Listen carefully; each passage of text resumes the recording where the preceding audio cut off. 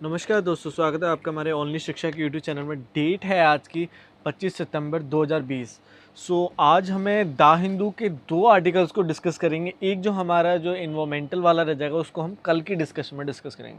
अब जो first article है उसका नाम है health workers safety deserves a second love. इस आर्टिकल का कंटेंट है हेल्थ केयर वर्कर्स हेल्थ के लिए दी जाने वाली एड को उन जगहों पर रखा जाता है जिसमें रिस्टोर किया जाए चीज़ों को, रिसोर्सेज को, और पर्सन को हेल्दी किया जाए।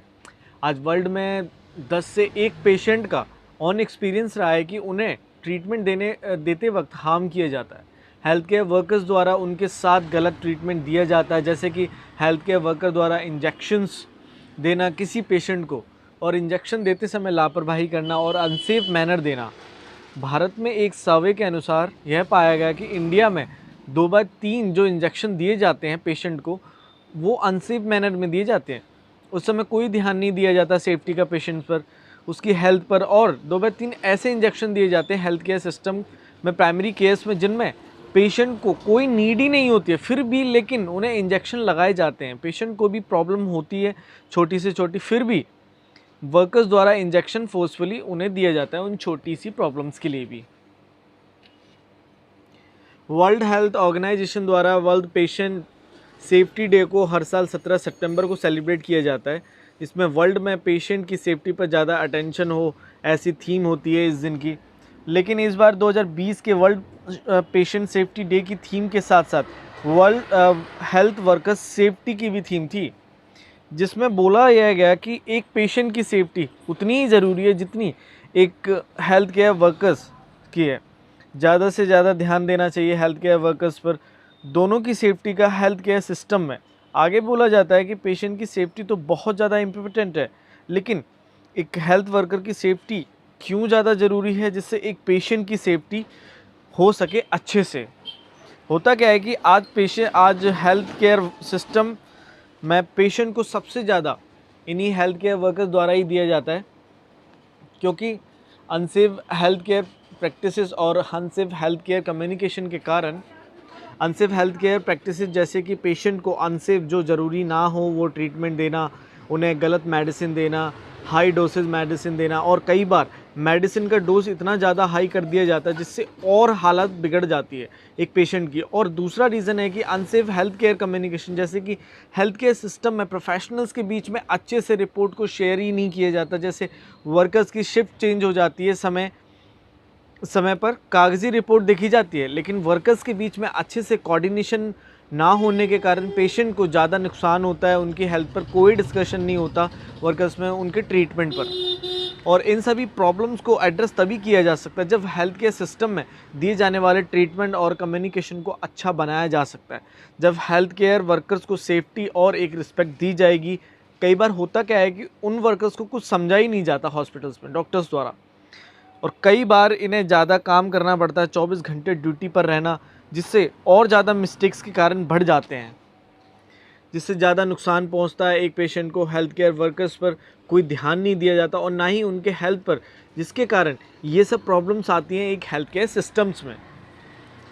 इस कोविड-19 की महामारी में ग्लोबली में पहले शुरुआती दौर में इन वर्कर्स के ड्यूटी का टाइम ज़्यादा करने से और ज़्यादा प्रॉब्लम को फेस करना पड़ रहा था, लेकिन आज इनकी ड्यूटी टाइम वही नॉर्मल कर दिया जैसे पहले था, लेकिन उन प्रॉब्लम्स को अभी भी मेज़र नहीं किया गया, जहाँ से डिफ़िकल्टीज़ उन्हें आना स्टार्ट होती हैं, जिससे उनकी फ़िज़िकल हेल्थ और मेंटल हेल्थ दोनों पर असर पड़ता है।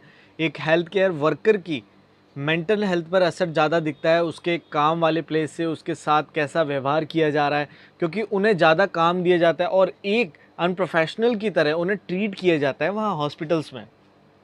कई ऑर्गेनाइजेशन द्वारा अगर सपोर्ट किया जाता है इन वर्कर्स और अन्य स्टाफ्स को, जिससे उनकी ज़रूरतों को समझा जाता है और जहाँ उन्हें इनक्रेज किया जाता है अपने मिस्टेक से सीखने के लिए। लेकिन ज़्यादातर इन पर हर प्लेसेस पर इनके ढूंढा जाता है, जिससे इन्हें ब्लेम किया जाता है, अब्यूज़ किया जाता है। जो डॉक्टर द्वारा किया हुआ गुस्सा वो एक हेल्थ केयर वर्कर द्वारा उस पेशेंट पर निकाल दिया जाता है, जिससे प्रॉब्लम होती है एक हेल्थ केयर वर्कर के साथ साथ मेंटल हेल्थ पर उसकी और एक पेशेंट को भी। ऑर्गेनाइजेशन द्वारा उन्हें प्रमोट सपोर्ट करना चाहिए, जिससे ये भी रिपोर्ट को डॉक्टर्स को सबमिट कराने में छिपे ना। इन वर्कर्स की ड्यूटी टाइम ज़्यादा होने से और सैलरी कम होने से भी एक यह कारण है जिससे असर दिखता है एक हेल्थ केयर वर्कर पर और एक पेशेंट पर भी।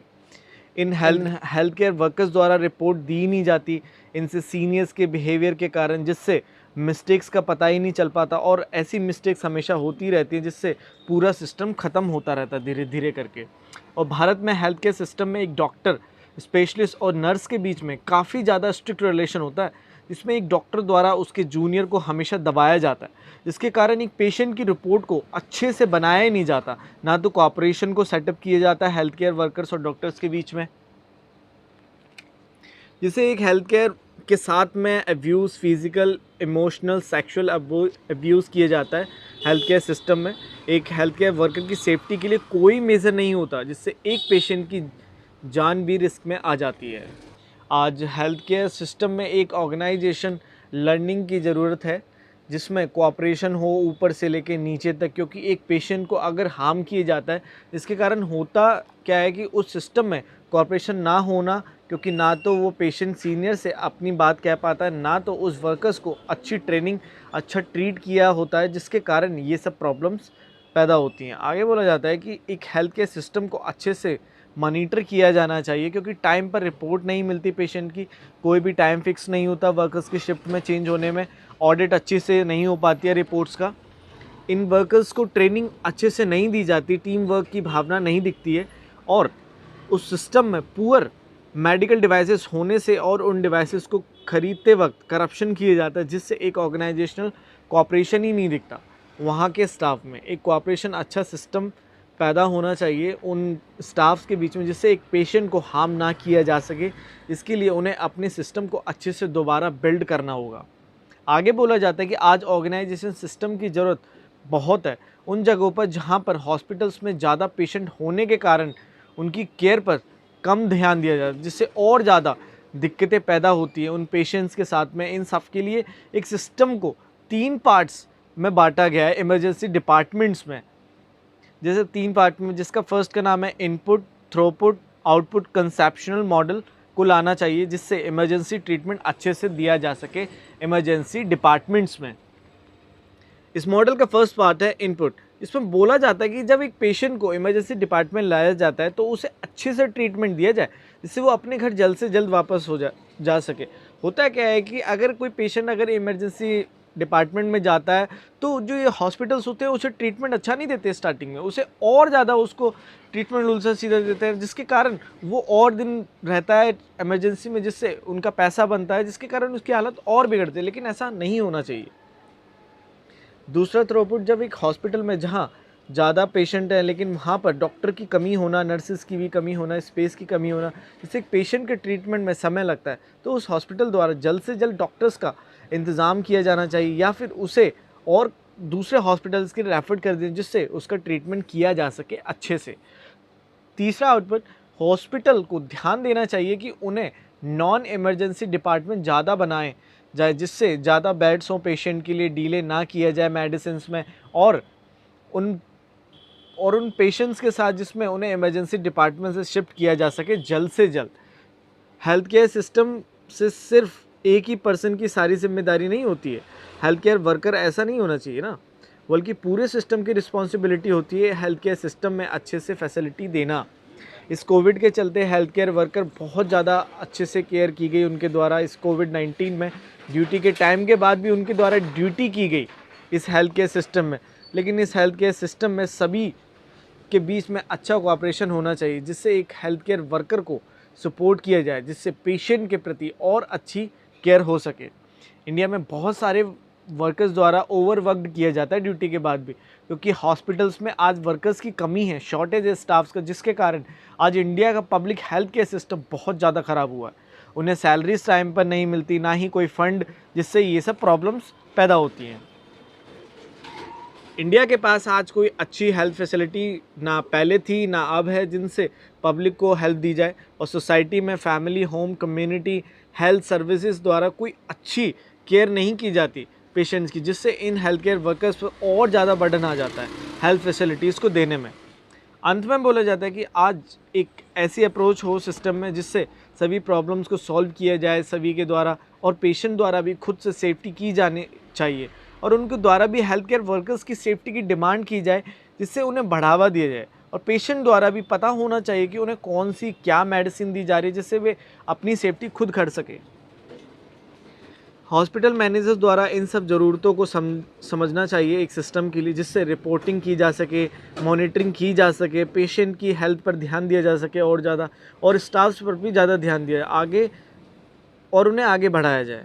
इन वर्कर्स के लिए कुछ पॉलिसीज़ बनाई जाएँ, जिनसे उन्हें सेफ वर्क प्लेस दिया जाए, उनके फंक्शनल को और स्ट्रेंथन किया जाए। बहुत सारे पर्सन्स, मोस्टली सभी पर्सन को अच्छी केयर दी जाती है हेल्थ केयर सिस्टम में, लेकिन कई पर्सन ऐसे हैं जिन्हें हार्म भी किया जाता है। आज इन सिस्टम्स को इम्प्रूव कराने के लिए ज़्यादा से ज़्यादा हेल्थ वर्कर्स को प्रमोट किया जाए, उन्हें अच्छी फैसिलिटीज़ देकर, जिससे वे ग्राउंडेड लेवल पर काम अच्छे से कर सकें। हमारा जो सेकेंड आर्टिकल है उसका नाम है द फॉरेन हैंड। इस आर्टिकल का कंटेस्ट है fair credit report act.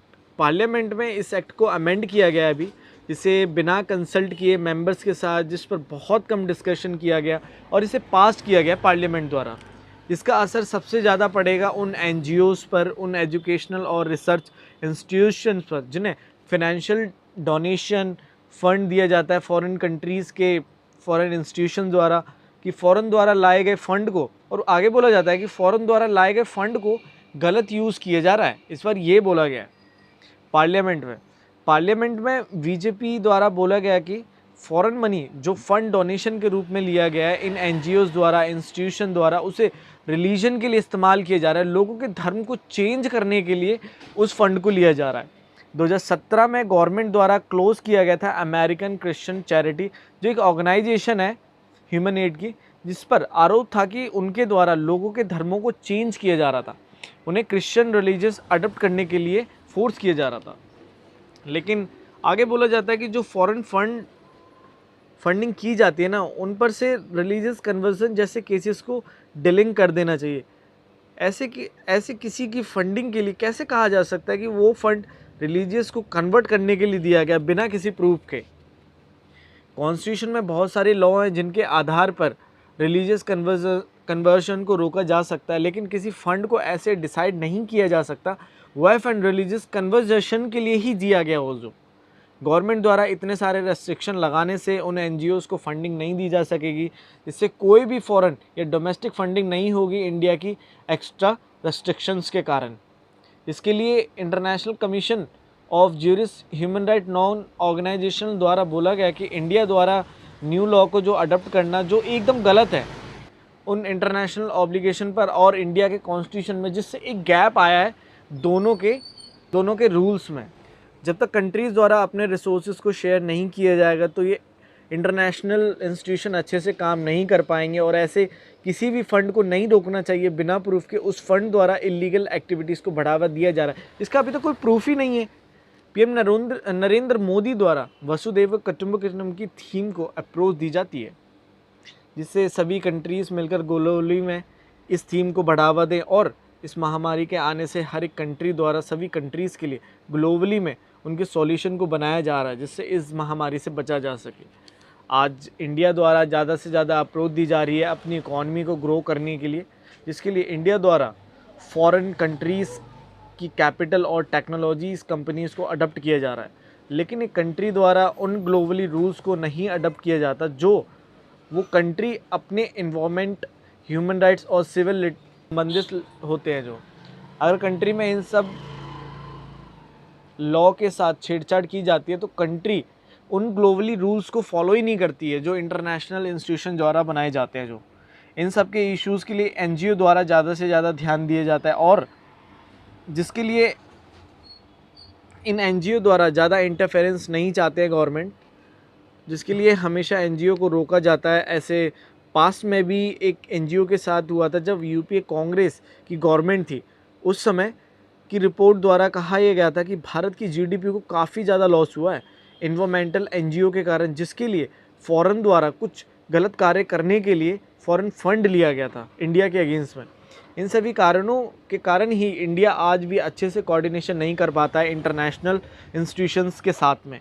BJP और कांग्रेस दोनों गवर्नमेंट द्वारा नेशनल फॉरेन फंड के लिए लिमिटेशंस बनाए गए, जिसके लिए 2017 में दोनों गवर्नमेंट द्वारा, जिससे अगर फॉरेन फंड को लिया जाता है भारत में किसी फॉरेन इंस्टीट्यूशन द्वारा, अगर उसकी इन्फॉर्मेशन नहीं दी जाएगी गवर्नमेंट को, जिससे उल्लंघन होगा FCRA के प्रोविजंस का, जो दोनों गवर्नमेंट द्वारा लेके आया गया था 2017 में। इसके कारण बहुत सारी NGOs को फंड ही नहीं दिया जाता, जिससे और ज़्यादा डिस्ट्रेस आ गया इन NGOs में। कुछ NGOs द्वारा गलत इस्तेमाल करना फंड को, ऐसे प्रिजम्पशन, ऐसा सोचना गवर्नमेंट द्वारा, जिससे रूल और को रिस्ट्रिक्ट करना है ना, जिससे से नुकसान हो रहा है NGOs को आज।